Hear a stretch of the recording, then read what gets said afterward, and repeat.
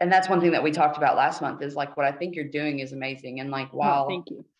not all the answers are there and we don't know the right way to do it, but you're doing the hardest part, and that's starting to talk about it Yeah. and opening that conversation up to even if you reach 50 people, that's still 50 That's people, man. 50 people. You Yeah. know? 50 more people than And what?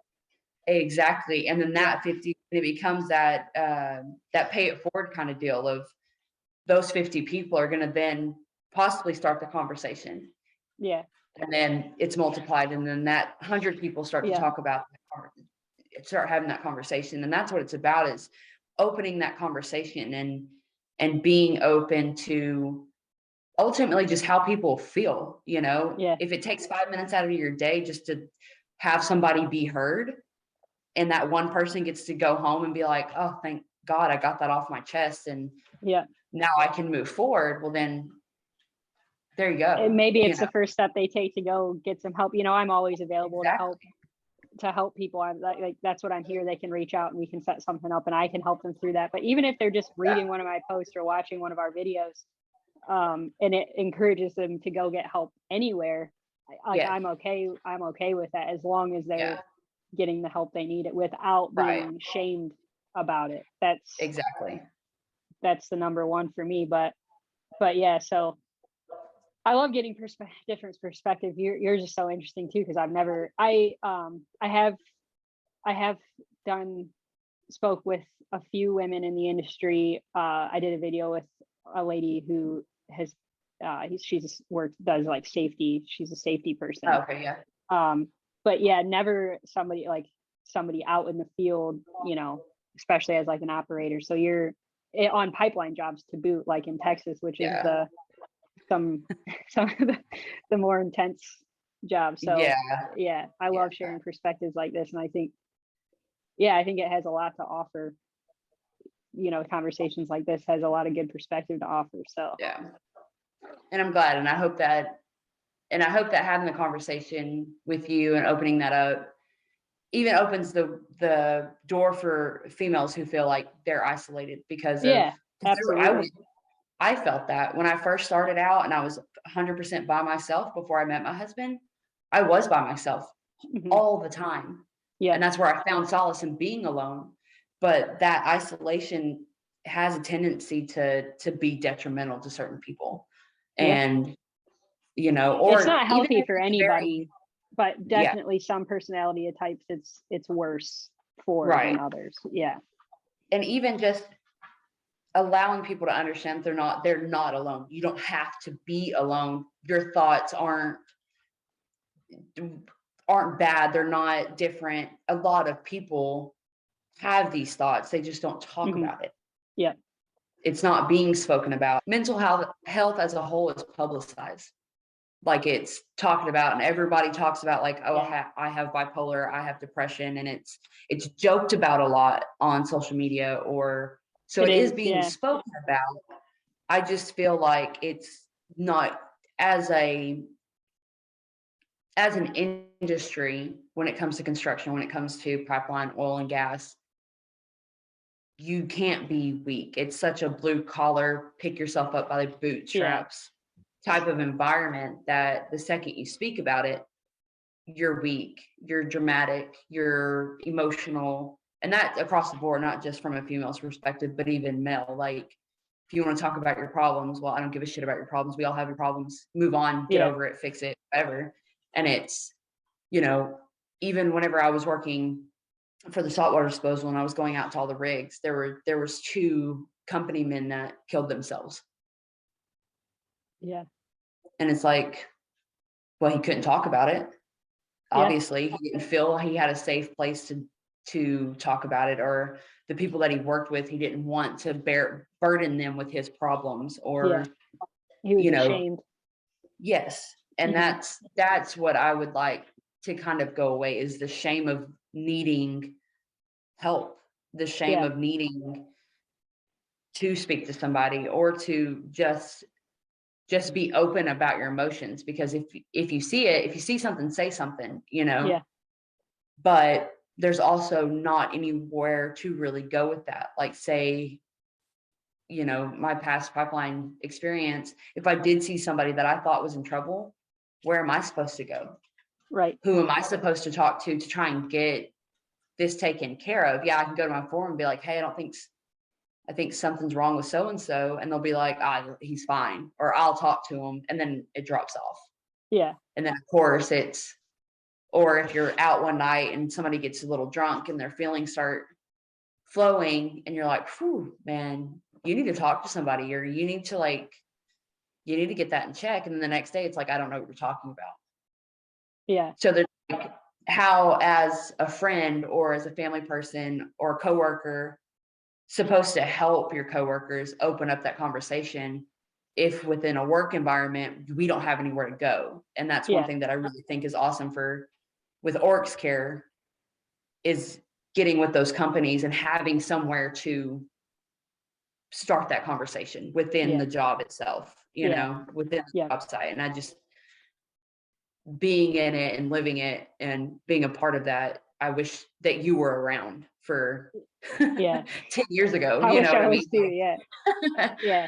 You know, And I used to think it was like an individual thing. I had to target individuals, which I still do, but I think it has to start from an industry-wide thing. But that's hard because it's such a huge industry. But companies, it has to start with the company itself.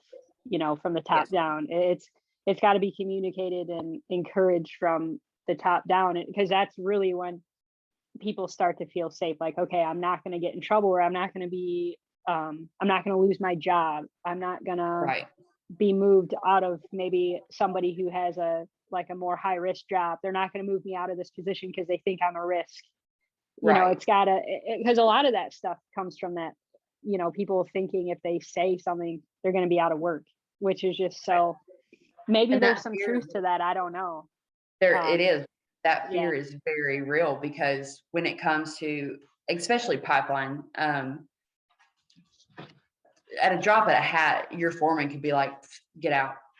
Just because you said something wrong, or because they don't like you, or, you know, it's very much cut and dry in that way of like, you can lose your job at the drop of a hat. And then there's some situations like people who should have lost their job aren't losing their job for certain things. And then there's people that may have like rocked the boat a little bit too much, and it's like, get them out of here. And even if it's not on that day, it's at the end of that job, they won't get called back. They won't have that opportunity to go to the next job. And you know, correlating that to the earlier conversation, that was a big thing for me, was like, I can't causeways, I can't discuss this, I can't be abrasive in my approach, or they're not going to take me to the next job. You know, I have to be easy to work with. I have to be the easy one. I have to be I have to go on the offense the whole time. I can't be defensive. I have to be, you know, or that potential to lose your job or not get taken to the next project is very real. It's very real. And it really is very, very cut and dry in that way of, we don't like you, we don't need you, get out. And then your paycheck, your whole life gets abrupted, you know, and that fear is very real. It goes back to being a cult, you know, they make you fearful to lose what you have. And which is just the culture overall, you know, I'm sure you've seen me talk about culture a lot. It's such an unhealthy culture, and I mean, that's not something that just started in the last 10 years. That's been always, you know, and it's something that's going to take a long time to change. And I too don't think people see probably the ripple effects of what working in a bad culture has like on people's home lives. You know, the stress of work you take home, you take it out on your wife, you take it out on your kids, you start drinking. Some people who drink get violent, that could lead to abuse. You know, it's got this whole ripple effect. And I don't think companies or, you know, the industry realizes how much that affects them from a business perspective too. You know, you can't have people who are not only unhealthy physically most of the time, because they're not making time for their own well-being. They don't have time to prioritize their health. So they're definitely not prioritizing their mental health. So you have these really kind of sick people coming to work every day, you're not sick as in you have like a cold, or you're chronically ill in more ways than one, coming to these job sites every day where there's a lot of risk involved, whether it's risk of getting hurting someone else, financial risk. There's all these things that companies don't think, having all these people with mental health issues on the job every day. They don't see how that affects their business. Right. No, you're And it's absolutely just, right. They end up, your head's not in it. yeah, If your head is unhealthy, then you're not able to focus or find, happy people and people that find pride in what they do are yeah, essentially going to have a better work ethic and, do a yeah, better job. But it's almost like with the way it stands and that don't ask, don't tell kind of thing of like, well, they could be high functioning in their depression or high functioning in their, whatever their mental health issues may be, that they're okay with that. But that potential is capped because their minds are capped, essentially, they're exactly. and it's sad. It's really sad whenever you start thinking about the 100 people that you work with and what they could possibly be dealing with that they don't talk about or can't talk about or, aren't receiving the help for. Yeah. I look at what I was doing to myself, or what my environment was doing to me. Yeah. And to think about everybody that I worked with and how they could possibly be going through that too was kind of like, damn, we're all some very unhappy motherfuckers around here. And that's probably why we're all miserable. And, but seeing that and you're like, maybe this is why it is a toxic environment, because I'm not saying, let's make flower crowns and kumbaya every day, but yeah, exactly. And I do try to say that too. I'm not saying that it has to be, we don't have to create a soft workforce, right.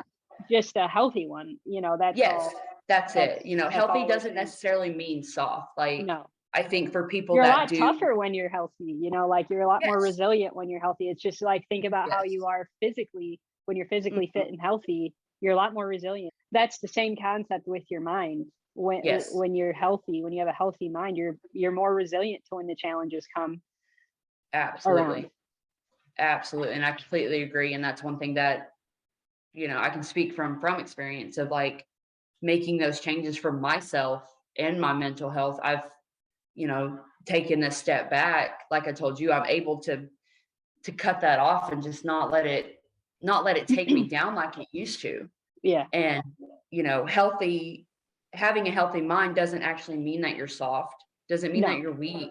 I think people that, decide to take their mental health by the balls and kick its ass and be like, or live with it, or adjust to where they're at, I think are some of the strongest people, because they can identify it and get the help and seek out the resources that they need. And that's a massive step. That's the first step. It's the hardest step.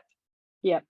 And to make that, I think is a strength, and it shouldn't be undermined or seen as anything other than being a solid and healthy, strong step for your life, a better lifestyle, and better well-being, I agree. My belief that it's at some point, the people who look at it as and kind of make fun of people who talk about mental health or people who talk about their struggles, there's still tons of people who will roll their eyes or make fun of somebody for that or whatever. They'll be left behind at some point.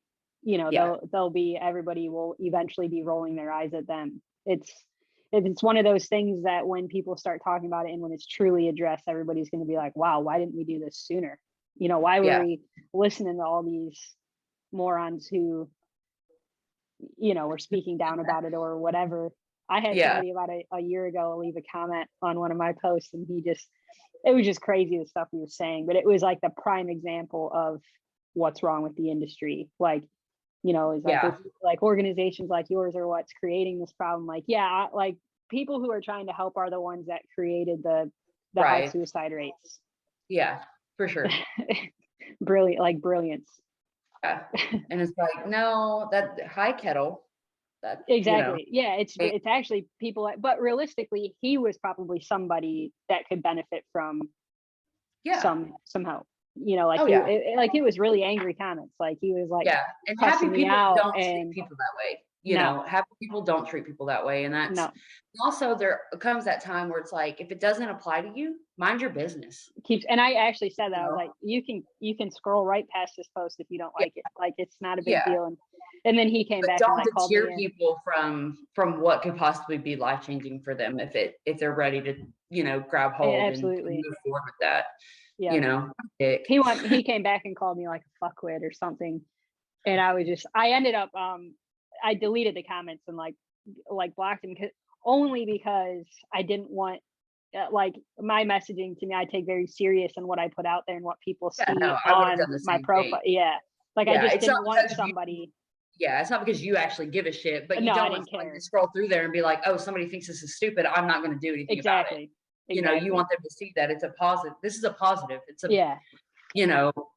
negative people are negative people, and happy people don't treat people that way. So he probably needs to get himself some help or something.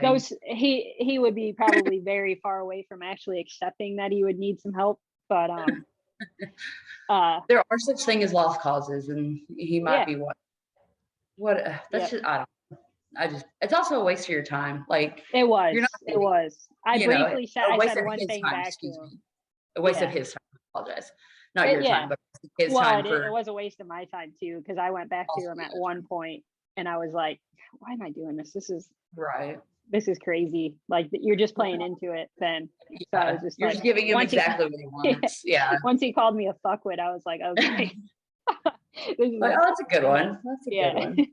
Heard that every time I get called something like a little bit different, I'm like, A for creativity. I haven't been called that one before. For real. Oh man. All right, so one last question. Yeah, sure. Before we wrap it up, if you could talk to anybody starting out in the industry, whatever their position is, what would be the one thing you would tell them?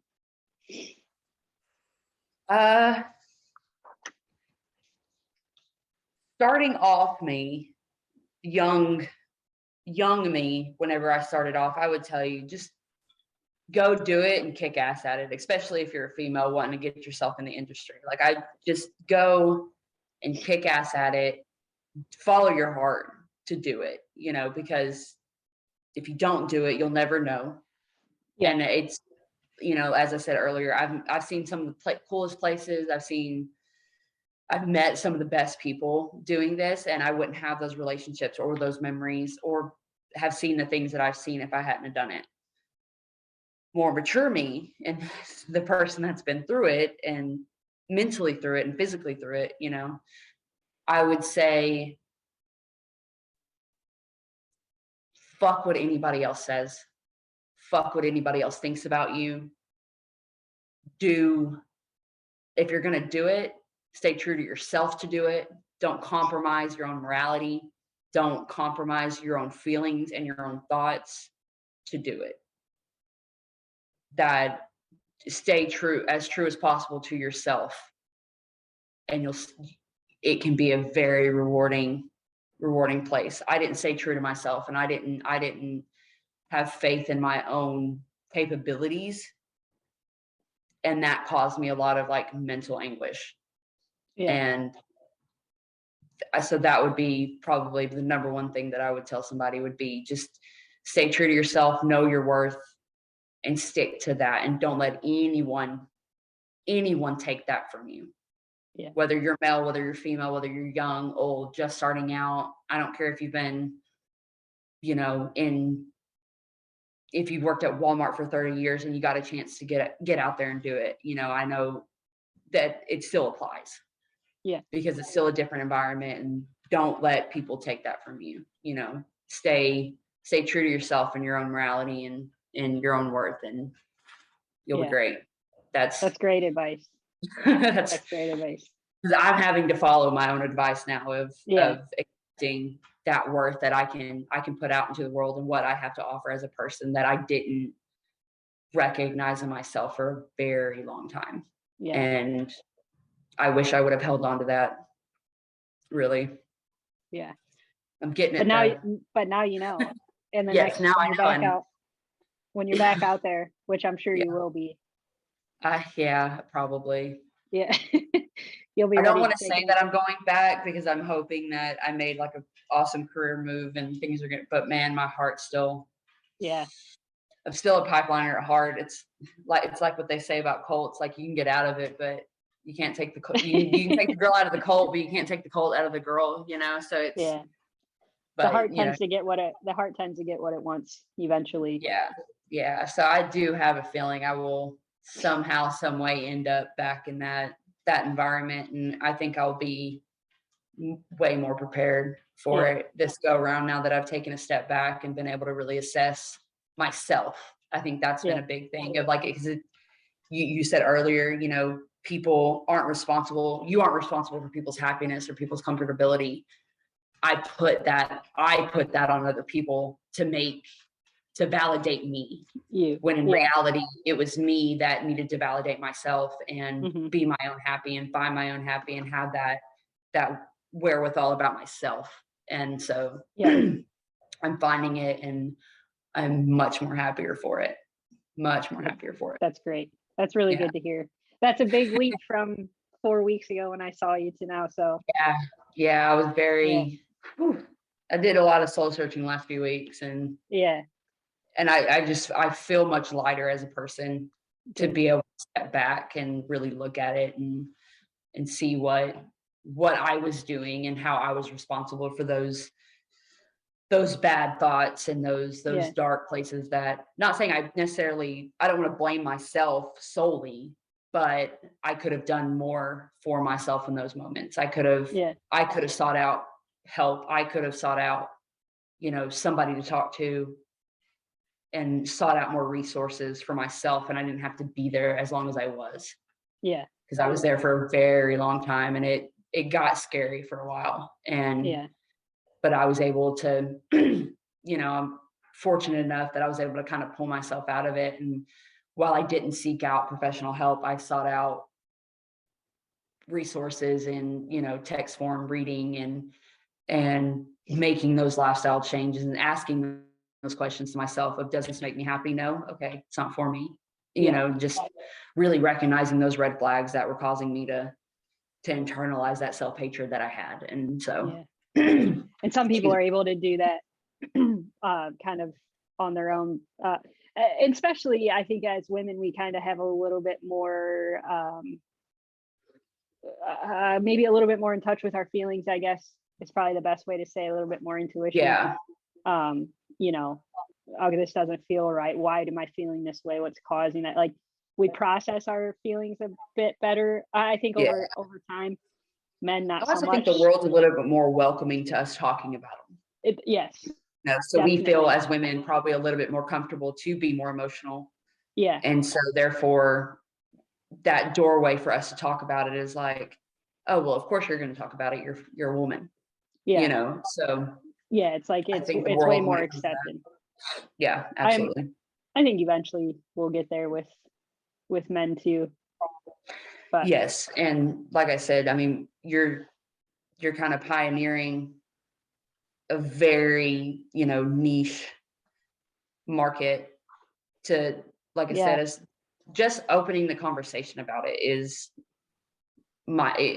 where it begins and where it starts and where it builds, you know, and you made the hardest step. And well, it doesn't happen without people like you. You know, nobody's going to listen to me just sitting here in my office, like chatting away. Like, I know what you guys go through, because I don't. But I think with people's experience, people like your experience, and then just my kind of professional outlook on it, I think that's what it is. I mean, teamwork makes the dream work. If you have people that have experience and the people that actually know what to do with that, you know. I was lost for a very long time because I didn't know where to go with it. You know, you are that avenue for people, and it's a beautiful thing. It really is. And just getting that conversation started is where it starts. You know, like you said, if it's 50 people, it's 50 people. If it's one person, it's one person. I mean, that one person I wouldn't have been touched, and if we hadn't started this conversation, you know, or if I hadn't started following Oryx on Instagram or, you know, and which I don't even think I mentioned that at the beginning. That's how we got hooked up, is you followed us on Instagram, and then we met in Texas, and I was like, when we were talking, I was like, we have to do a Zoom.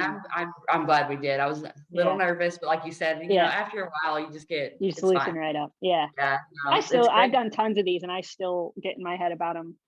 So it's crazy to get on, and I've never full on even shared personal, like I've never had somebody ask me the questions like what I ask you and other people. So like I know that it's hard, but once you do it, there's power in stories, you know. Yes, absolutely. And that was one thing that I kind of like, whenever you asked me to do this, I was like, you know, open book, because realistically, if my story or the way that I talk about it, or the openness that I have about it, if that helps another female that's struggling in a male dominated area, I will tell you all my stories. Message me, find me on Instagram. I will tell you everything, and I will be, you know, a pillar for you, or like a solid ground for you to stand on and talk to. But I'm not a therapist. That's definitely more your niche. But if that just allows people to realize that they're not alone, I'll tell you whatever you want to hear. You know, I'll tell you my deepest, darkest secrets, if it means, you know, giving you a little bit of light at the end of the tunnel for anybody, you know, and at least I can, like we talked about karma, if I can put that out in the world and hopefully get that back for my own sanity, for my own mental health, then I'm game. You can get therapy in a lot of different ways. There's formal therapy for sure, but you know, we all find there are people who probably need professional help. Absolutely.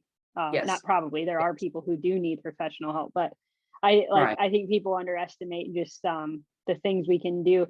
Like therapy is limited. You might only see you might see a therapist once a week. You might only see him twice a month. You might see him once a month. It's really the things you do in your everyday life. That's where the true therapy happens. The things you do. Having that camaraderie with people too, and I believe in that strength in numbers, of not necessarily you have to be around 100 people, but to have like-minded people, or to have people that have gone through what you're going through, or vice versa, or, you know, that is what I mean by strength in numbers, and not being alone, you know, not feeling alone, not feeling isolated when having those outlets. And it can be in other people, or it can be going to the gym, it can be hiking, anything, reading, journaling, you know, like having those things to healthy outlets other than just going to the bar, or you know, say having like a bitch session with other people who are just in negative headspace, like that's very detrimental. I know people think that helps it, and it is good to get stuff off your chest, but that's not a fix. When you're surrounded by that, and all you do is get together and like bitch about your job, or complain about this or complain about that, then it's just negative feeding negative. It's just, and if you're bitch about it, like you said, get it off your chest, but work on solutions together. You know, like if you're going to get together and bitch about it, isolate what's wrong, be a part of the building of making it a better place, not just continue that vortex of negativity and because it just enables it just enables the negativity. And it's like, well, we're all, you know, it's misery loves company. My mom used to say that all the time. Like I would hear her say it growing up. I'm like, what does that mean? And then you just realize, like, some people just are miserable people, and they're going to do everything in their power to get you to in that miserable place with them, because misery loves company. So, you know, there's got to be more people who break that. And there's nothing wrong with cutting those people off. There's nothing wrong with being like, you know what, this person has brought me nothing but grief, you know, toxic, whatever. There's nothing wrong with just cutting that off with no explanation. Self-preservation is a very important thing. Very important. It is. And I've learned that too. You know, my Yeah. husband's had that his entire life, self-preservation. If I don't like you, if you give me nothing, he can put down that wall and he's done. He will feel no guilt about it. Me, on the other hand, I'm like, but I don't want to feel guilty. Yeah, hurt my feelings 100 times. I don't want to over and over. Feelings. Yeah. It's like, I've had plenty of people like that in my life where I've been like, oh, well, I feel guilty because, you know, just cutting them off like that. And then you're like, this person has just done nothing but make me freaking miserable. Like, why do I keep doing this to myself? Yeah, just I'm out of very guilt thankful. or Very thankful to Joe for giving me that backbone for myself. And once I finally did it, I was like, oh, this is nice. You know, like I didn't know I could feel this good. You know, I didn't know that I could feel without having that dread weigh me down in the back of my mind of what are they going to do next? What are they going to ask for next? What are they going to, you know, take away from me? Are they going to talk bad about me? Are they going to whatever? Yes. And it was me being around Chris too, like just because Chris is so strong-minded, strong-willed, and he's like Joe. Like if somebody screws him over, he's just done. Like he's just not gonna do that anymore. And like I'll probably never 100% be that way, but like I've definitely been able to channel some of that. Yes, I still feel guilt about like certain things and cutting people off and not having those relationships anymore, but it's more guilt from the good memories. But because nobody's all bad. Like no person is all bad, you know, and but it's that just potential that you see in somebody is where it's heartbreaking. It is. You feel like you cut them off before they reach their potential, and you're like, I could have helped them reach that potential, but it's not your responsibility. You can't. It's draining. You can't help somebody that doesn't want to help themselves, you know. And like I said, self-preservation is a very important aspect of life, and to have that is to learn that you need to have self-preservation is a very big step as well. It's a hard lesson, but once you learn it and you're like, wow, this is peaceful, I feel like I can breathe. There's been a lot of instances in my life just in the last couple of years where I'm like, I just feel like I can breathe better. Yes. You know, I just feel like my life is actually pretty simple. Like as a person, I don't have a lot of stuff, you know what I mean? Right. Like I find joy in simple things, you know, like if I can be with my dogs and my family. I like how I say my dogs first, but if I get to travel a couple, whatever. If I get to travel, I've got one underneath the table right here, just like staring at me for the last hour. I'm like, I see you. I love you. I gotta lock mine out. They're chaotic. But if I get to hang out with my family and my dogs, and I get to travel and be on the water, like get to ride, like I'm pretty happy, you know. Like I like work. Like I find my work challenging and rewarding some days. So I think eventually it'll be extremely rewarding, but Absolutely. It's just, but yeah, it like as a person, it takes time. It does. Yeah, it does. But life is simple. It doesn't have to be complicated. So. Right. Yeah. We just end up complicating it with our own expectations. I'm a master of making things too complicated. Like I just, what is the hardest path I can take to get to over here? Yeah. Oh, there's a perfectly paved road right here. No, I'm gonna go this way. Yeah. Yeah. I'm just a glutton for punishment in that way. I'm working on it, but I am very much the exact same way of like, I will overcomplicate something just because I've overthought it so much. Yes. If I can do it without thinking about it, if you give me like, we have to do this now, it's like, okay, let's do it. And I don't have time to think about it. Cool. You give me too much time to think about it. Yep. I'm the same. It's going to be a disaster. There's that meme that's like, somebody asks somebody a simple question, and like the response is like, hold on, let me overthink about it. Like that is me. Like give me a day, I gotta think about it and make it super challenging. That's why whenever you reached out to me, and I was just like, yes don't think about it, don't like overthink about it. It's just a thing. It's not a big deal. And it was like, oh, we're on different time zone. I'm like, it's fine. That's why I just kept saying yes, because I was just like, if I don't want to complicate this, like it doesn't need to be complicated. Don't do that. It was easy.